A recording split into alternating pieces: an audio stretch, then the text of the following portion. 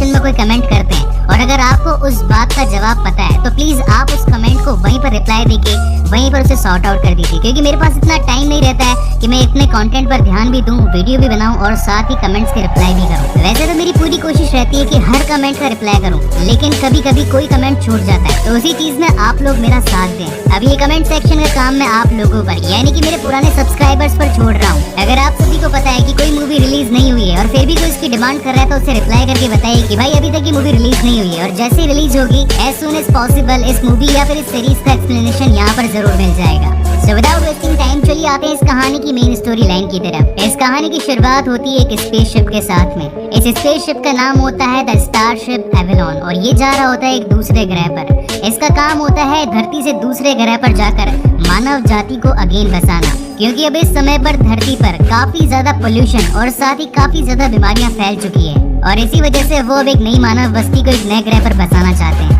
ये spaceship basically auto pilot पर होता है, इसके अंदर कोई भी पायलट नहीं होता, ये सारा काम खुद ब खुद कर लेता है। इसके अंदर अपने आप के आर्टिफिशियल इंटेलिजेंस और साथ ही सुपर कंप्यूटर मौजूद थे। इस स्पेसशिप के अंदर 258 क्रू मेंबर्स और साथ ही 5000 नॉर्मल पीपल्स होते हैं, जो कि फिलहाल के लिए क्रायोजेनिक हाइबरनेशन स्लीपिंग चैम्बर में सो रहे होते हैं। और तभी हम देखते हैं कि स्पेस के अंदर उड़ते हुए उल्का पिंड उस स्पेसशिप से टकरा जाते हैं, जिसकी वजह से 1 मिनट के लिए वहाँ की लाइट्स चली जाती है। मगर वो स्पेसशिप इतना ज्यादा एडवांस था कि वो हर कमी हर गलती को ऑटोमेटिक खुद ब खुद रिपेयर कर दिया करता था। और इसी बीच हम देखते हैं कि वहाँ से एक स्लीपिंग चैम्बर खुल जाता है और उसमें से एक इंसान जागता है। ये है हमारी कहानी का मेन कैरेक्टर जिसका नाम है जिम प्रेस्टन। जैसे ही जिम की आंख खुलती है तो वहाँ पर स्पेसशिप का आर्टिफिशियल इंटेलिजेंस उसका स्वागत करता है और कहता है कि आपका इस न्यू प्लेनेट होमलैंड पर स्वागत है। आप पूरे 120 साल बाद जागे। आज से ठीक 4 महीने बाद में हम उस प्लेनेट पर होंगे। इन 4 महीनों तक आप इस पूरे स्पेसशिप की हाई क्लास फैसिलिटी का लुत्फ उठा सकते हैं, जिसमें आपको मिलेगा अच्छा खाना, क्रिकेट, ड्रिंकिंग और साथ ही जो आपका दिल चाहेगा आप वो कर सकते हैं। जिम बेसिकली एक किसान होता है, इसीलिए उसे लेवल 3 में रखा जाता है। यहाँ पर लोगों की 3 कैटेगरीज होती है, लेवल 3, लेवल 2 और साथ ही लेवल 1, जिसे सिल्वर, गोल्ड और प्लेटिनियम से भी इंडिकेट किया जाता है। अब क्योंकि जिम पूरे 120 साल बाद जागा था तो इसी वजह से उसे काफी ज्यादा थकान हो रही होती, तो वो अपने केबिन में जाकर सो जाता है। अगले दिन जब उसकी नींद खुलती है तो वो आकर देखता है तो उसे स्पेसशिप में कोई भी नहीं मिलता। वो पूरे स्पेसशिप का चक्कर लगाता है, हर केबिन, हर रूम और साथ ही हर डिवीजन में जाकर चेक करता है, मगर तब उसे पता चलता है कि सिर्फ वही उठा है। और वो स्लीपिंग चैम्बर में भी जाने की कोशिश करता है जहाँ पर सभी फ्लाइट के क्रू मेंबर्स सोए हुए होते हैं, मगर वहाँ उसे जाने की परमिशन नहीं होती है। वो बहुत कोशिश करता है मगर दरवाजा नहीं खुल पाता। वो हर जगह जाकर चेक करता है मगर उसे उस जगह पर कोई भी नहीं मिलता। और तभी उसे एक आर्टिफिशियल इंटेलिजेंस की आवाज आती है कि तारामंडल में आपका स्वागत है। आप यहाँ पर क्या देखना चाहते हैं? आपको आपके हर सवाल का जवाब यहाँ पर मिल जाएगा। तब जिम उसे बताता है कि मैं यहाँ पर अकेला ही जागा हुआ हूँ। यहाँ पर अभी तक ऐसा कोई भी इंसान नहीं है जो अपने स्लीपिंग चैम्बर से जागा हुआ हो, लेकिन इस बात का एआई के पास में कोई भी जवाब नहीं होता। तब वो कंप्यूटर से पूछता है कि आखिर अभी हम कहाँ पर हैं? तब वहाँ का एआई उसे बताता है कि हम एक सफर में हैं। हम आने वाले 90 सालों में अपने सफर तक पहुँच जाएंगे। और ये बात सुनकर वो डर जाता है। तभी वहाँ पर जिम उस एआई से पूछता है कि आखिर कितने टाइम पहले हम पृथ्वी से इस सफर की ओर निकले थे। तब एआई उसे बताता है कि इस सफर को शुरू हुए आज से 30 साल बीत चुके हैं। अब उसे इस बात का एहसास हो जाता है कि वो काफी जल्दी जाग गया है, जो कि ऐसा नहीं होना चाहिए था। इसलिए वो अगेन उस शिप के अंदर जाता है और इस बात की पुष्टि करता है कि क्या कोई और जागा है इस शिप के अंदर उसके अलावा, मगर उसे वहाँ पर कोई भी नहीं मिलता। और तभी वो एआई के पास में फिर से जाता है और उससे पूछता है कि अगर मुझे पृथ्वी पर कोई मैसेज भेजना हो तो मैं कैसे भेज सकता हूँ। और तभी वो उस कंप्यूटर को बताता है कि मेरे स्लीपिंग चैम्बर के अंदर कुछ प्रॉब्लम आ गई है जिसकी वजह से मैं जाग गया हूँ, मगर मुझे उसे ठीक करना नहीं आता। और इसी वजह से वो उनसे हेल्प मांगता है और पूछता है कि आखिर इस मोमेंट पर मुझे क्या करना चाहिए जिससे कि मैं वापस से उस हाइबरनेशन स्लीपिंग चैम्बर में सो सकूं। और इसी के साथ वो फाइनली अपना मैसेज ट्रांसफर कर देता है। और तभी वहाँ पर कंप्यूटर उसे ये बताता है कि आपने जो मैसेज धरती पर भेजा है वो अब 19 साल बाद जाकर धरती के लोगों को मिलेगा। और जब वो उसे देखेंगे तो वो आपको इसका जवाब जरूर देंगे, जो कि आपके पास में टोटल 55 साल बाद में आएगा। और इसी बात को सुनकर वो अगेन परेशान हो जाता है और इसके बाद में वो बड़े दुखी मन से पूरे स्पेसशिप के अंदर घूमने लगता है। और तभी उसे वहाँ पर हॉल में एक बार दिखाई देता है जहाँ पर वहाँ का एक बारटेंडर भी खड़ा होता है। उसका नाम होता है आर्थर। और जैसे ही जिम उसे देखता है तो उसके मन में अगेन उम्मीद की एक किरण जागती है और वो बड़ी खुशी के साथ में उसके पास पहुँचता है। मगर जब वो उसके पास पहुँचता है तो उसे पता चलता है कि वो कोई इंसान नहीं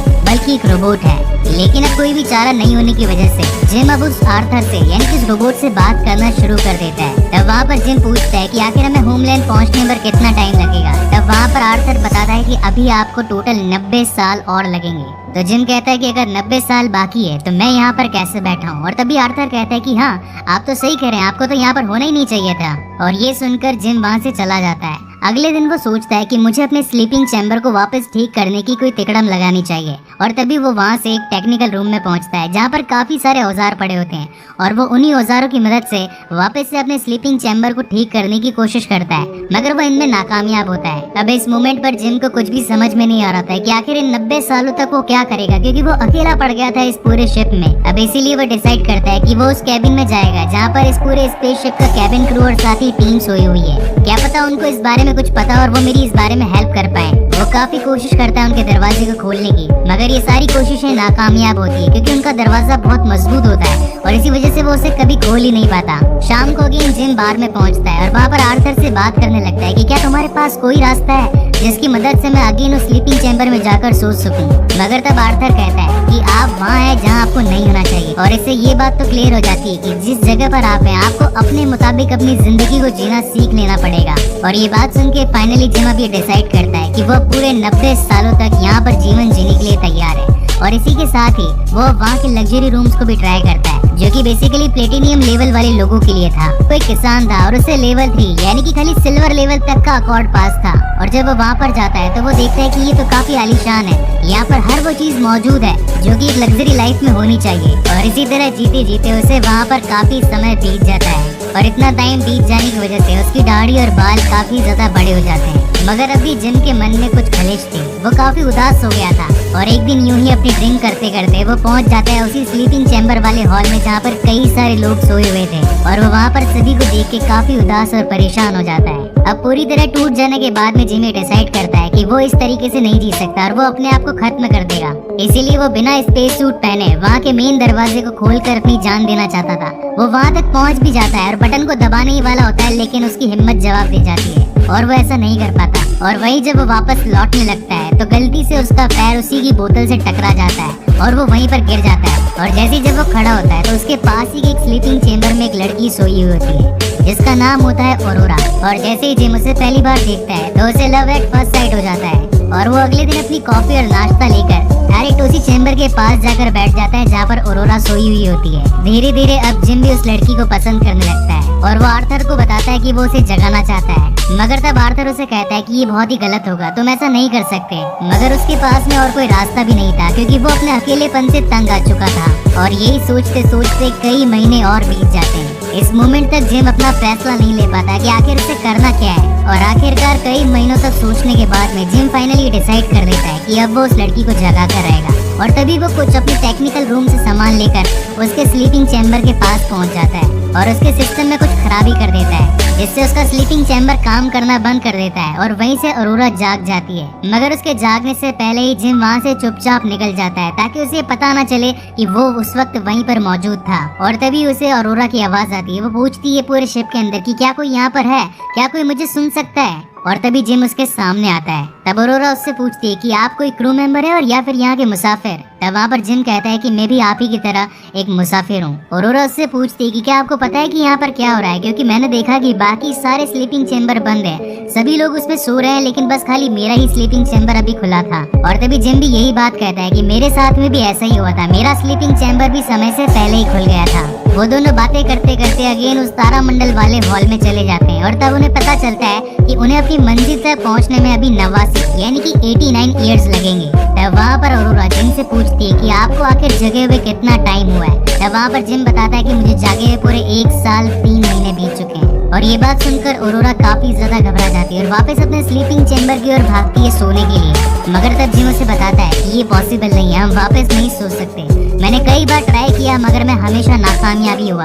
इसके लिए हमें एक खास ट्रीटमेंट से होकर गुजरना पड़ेगा, जो कि तब हुआ था जब हम पृथ्वी से इस स्टारशिप एवलॉन पर आए थे। जिम उसे कैसे तैसे करके मनाता है, उसे शांत करता है और इसी के साथ ही ऑरोरा अब अपने केबिन में चली जाती है। वो पेशे से एक राइटर होती है। अगले दिन ऑरोरा जब जागती है तब वो ये खोजने की कोशिश करती है कि आखिर स्लीपिंग चैम्बर में वापस कैसे सोया जाता है, मगर तब उसे कोई इन्फॉर्मेशन नहीं मिलती है। और उसी वक्त वहाँ पर जिम भी पहुँच जाता है और तभी दोनों ब्रेकफास्ट करने के लिए एक हॉल में पहुँचते हैं जहाँ पर हम ये देखते हैं कि जिम के पास में लेवल 3 और साथ ही अरोरा के पास में लेवल 1 का नाश्ता आता है और दोनों आपस में अपना नाश्ता शेयर करके खाने लगते हैं। साथ ही इसी बारे में भी बात कर रहे होते हैं कि आखिर हम वापस से अपने स्लीपिंग चैम्बर में किस तरीके से सो सकते हैं। मगर तब जिम उसे ये बताता है कि मैं सारी कोशिशें कर चुका हूँ, पिछले 1 साल से मैंने हर वो काम किया है जिससे मैं इस काम में सफल हो सकूं, मगर आज तक कोई भी आइडिया काम नहीं आया। अब क्योंकि अरोरा एक राइटर होती है तो वो अपनी बुक लिखना शुरू कर देती है जिसके अंदर वो जागने के बाद में हर वो चीज लिखती है जो भी अभी तक उसने महसूस किया होता है। और दूसरी तरफ वो आर्थर के पास में जाता है और उसे बताता है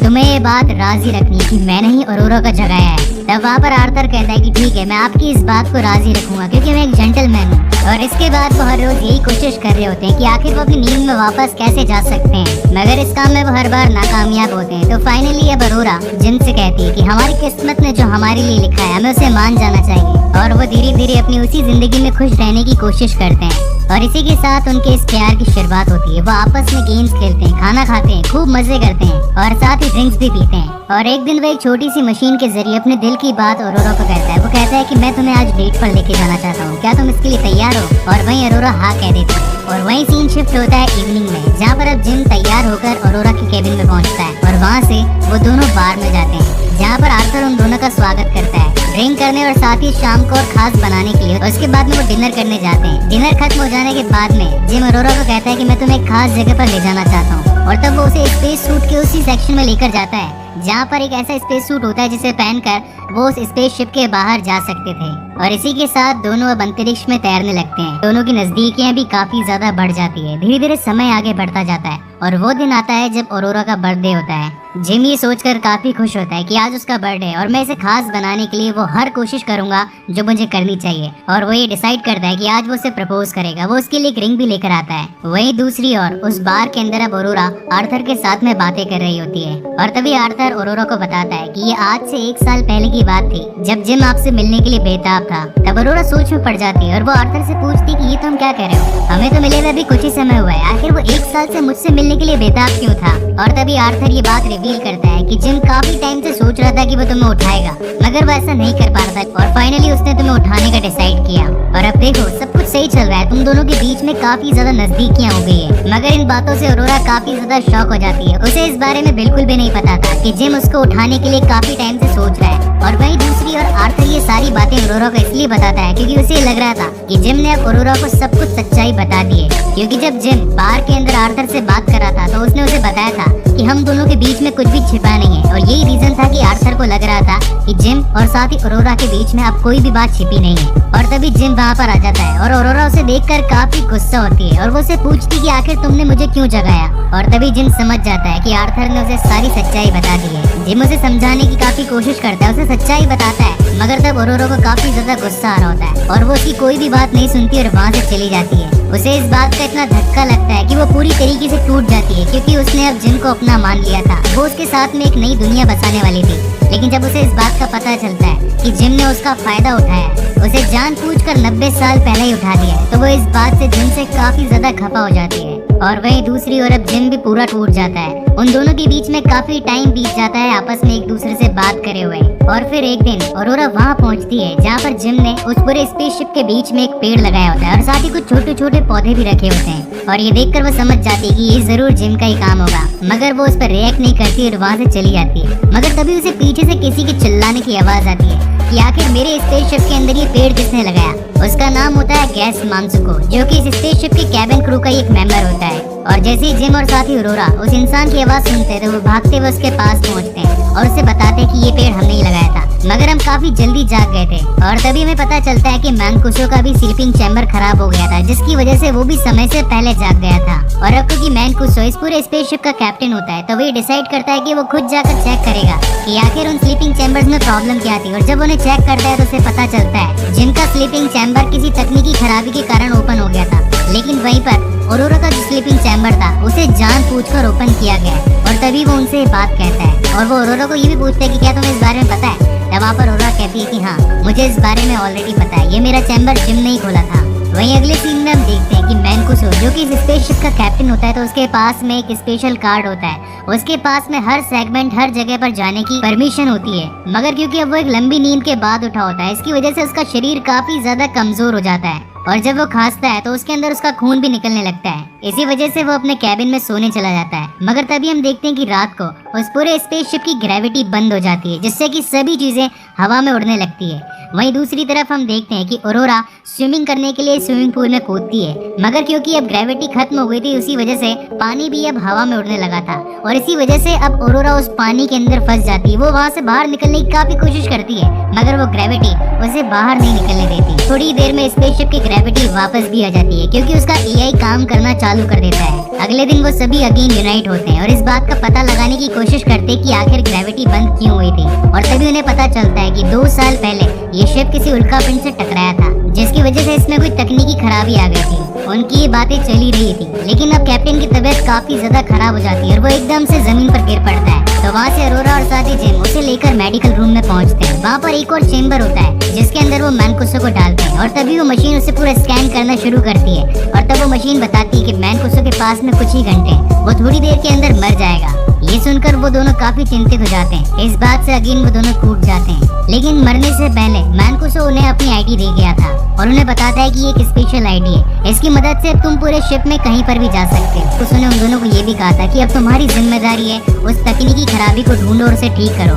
अगर ऐसा नहीं हुआ तो समय से पहले ही सारे स्लीपिंग चैम्बर्स खुल जाएंगे और जो लोगों को दूसरे दुनिया में पहुंचना है, यानी कि दूसरे ग्रह पर पहुंचना है, वो वहाँ पर पहुंचने से पहले ही खत्म हो जाएंगे। उनके जाने के बाद ये बात की जो श्योरिटी थी कि जरूर शिप के अंदर कोई ना कोई खराबी तो है और हमें उसे ढूंढ कर उसे ठीक करना पड़ेगा। और ये दोनों अपनी उस आईडी का यूज करके शिप के हर कोने में जाकर चेक करते हैं और तभी उन्हें पता चलता है कि शिप के किसी एक कोने में उस उल्कापिंड के टकराव की वजह से एक छेद हो गया है, जिससे कि गर्मी इस पूरे स्पेसशिप के अंदर आ रही है और इसी के कारण ही स्पेसशिप का टेम्परेचर लगातार बढ़ रहा होता है। और अब उनके पास में बस एक ही उपाय होता है, उन्हें बाहर जाकर स्पेसशिप का मेन डोर खोलना होगा ताकि अंदर बन रही सारी गर्मी, सारे टेम्परेचर वहाँ से बाहर चला जाए। और अगर ऐसा नहीं किया गया तो शिप कुछ ही देर के अंदर ब्लास्ट हो जाएगा और जो 5000 और साथ ही बाकी क्रू मेंबर्स हैं वो सभी मर जाएंगे। अब क्योंकि टेम्परेचर काफी ज्यादा बढ़ गया था तो उसी टेम्परेचर की वजह से पूरे स्पेसशिप की चीजें बेकाबू होने लगती है। आर्थर भी अपना कंट्रोल खो देता है और बार बार चीजों को तोड़ने लगता है। तभी जिम वहाँ पर पहुँच जाता है और उसकी बैटरी निकाल देता है, जिसकी वजह से आर्थर वहीं पर ऑफ हो जाता है। और तब जिम ये डिसाइड करता है कि वो स्पेसशिप के बाहर जाएगा और बाहर से उसके दरवाजे को खोल देगा। ऑरोरा उसे मना करती है कि अगर तुमने ऐसा किया तो वो हीट इतनी ज्यादा है कि तुम उसमें झुलस जाओगे और तुम मर जाओगे। मैं नहीं चाहती हूँ कि तुम ये करो, मगर जिम के पास में इसके अलावा और कोई रास्ता भी नहीं होता है। और फाइनली वो ये डिसाइड करता है कि वो खुद स्पेस सूट पहनकर बाहर के दरवाजे को खोलेगा। एक और जिम स्पेस सूट पहनकर वहाँ से बाहर निकल रहा होता है और वहीं दूसरी ओर अब ऑरोरा उसके मेन स्विच को दबाकर वहाँ से हीट को बाहर निकालने की कोशिश करती है। और फाइनली दोनों के तालमेल के साथ में वो मोमेंट आता है जब वो मेन डोर खुल जाता है, जिससे कि बहुत सारी हीट उस पूरे स्पेसशिप से बाहर स्पेस के अंदर निकलने लगती है। मगर जिम के पास में थी एक ऐसी स्पेशल स्टील की शील्ड जिसे कि आग पिघला नहीं सकती थी और इसी शील्ड की मदद से वो अपनी जान बचा लेता है। मगर इसी के कारण वो अब अंतरिक्ष में तैरने लगता है और जो उसकी बेल्ट जो कि उससे बंधी हुई होती है वो भी उससे टूट जाती है। जब ऑरोरा को ये बात पता चलती है कि वो अंतरिक्ष के अंदर अकेला है तो वो भी स्पेस सूट पहनकर उसे बचाने के लिए मेन डोर से बाहर निकल जाती है। वो बड़ी मेहनत से उसके पास पहुंचती है, मगर तब तक जिम उसकी नजरों से दूर हो चुका था, वो काफी दूर निकल चुका था और अब ऑरोरा हार मान जाती है। मगर तभी उसे जिम की वो रस्सी दिखाई पड़ती है और वो तभी उसे खींच लेती है और फाइनली उसे खींचकर अब वो जिम को वापस से स्पेसशिप के अंदर ले आती है। अंदर आने पर ऑरोरा देखती है कि जिम की हालत काफी ज्यादा बिगड़ गई है क्योंकि स्पेस में इतनी ठंड थी कि अब जिम पूरी तरीके से सिकुड़ चुका था। और तभी वो जिम को लेकर पहुंचती है उसी मेडिकल रूम में जहाँ पर वो कभी मैनकुसो को लेकर गए थे। मगर तब वो मशीन डिनाई कर देती है, वो कहती है कि हमारे पास एक्सेस नहीं है और ये कुछ ही देर में मरने वाला है। तब वहाँ पर ऑरोरा उस खास स्पेशल आईडी का इस्तेमाल करती है और कहती है कि सारे ट्रीटमेंट एक साथ शुरू कर दो। और जैसे ही उसे वो एक्सेस मिलता है वो पूरी मशीन एक्टिवेट होकर जिम का इलाज करना शुरू कर देती है और देखते ही देखते जिम वापस उठ खड़ा होता है। जिम को वापस पाकर ऑरोरा काफी खुश हो जाती है, उसकी आंखों में खुशी के आंसू होते हैं और तब वो ये डिसाइड करती है कि ये दोनों कभी भी झगड़ा नहीं करेंगे और अब फाइनली दोनों एक हो जाते हैं। कुछ ही दिनों बाद में जिम ऑरोरा को एक ऐसी मशीन दिखाता है जहाँ पर वो ऑरोरा को बताता है कि मैंने इस मशीन को उस तरीके से बनाया है जिससे कि तुम अगेन सोकर 90 साल बाद जाग सकती हो। मगर तब ऑरोरा ऐसा करने से मना कर देती है। उसके मना करने के पीछे का रीजन ये था कि वो जानती थी कि अकेला रहना कितना मुश्किल होता है। और तब फाइनली दोनों डिसाइड करते हैं कि 90 सालों का सफर अब वो जी कर निकालेंगे। और वहीं अगले सीन में हम देखते हैं जिम, आर्थर और साथ ही ऑरोरा को जो कि बार में बैठे होते हैं। और तब अगेन जिम उसे प्रपोज करता है, उसे वो रिंग देता है जो वो आज से कुछ टाइम पहले उसके लिए लेकर आया था। और इस बार अरोरा उसका ये प्रपोजल एक्सेप्ट कर लेती है और अब उन दोनों की खुशहाल लाइफ स्टार्ट हो जाती है, क्योंकि अब उन दोनों ने अपनी एक नई जिंदगी की शुरुआत जो कर ली थी। कि अरोरा एक राइटर होती है, तो उसने एक किताब भी लिखी थी जिसके अंदर उसने अपने पूरे 90 सालों के एक्सपीरियंस को शेयर किया था।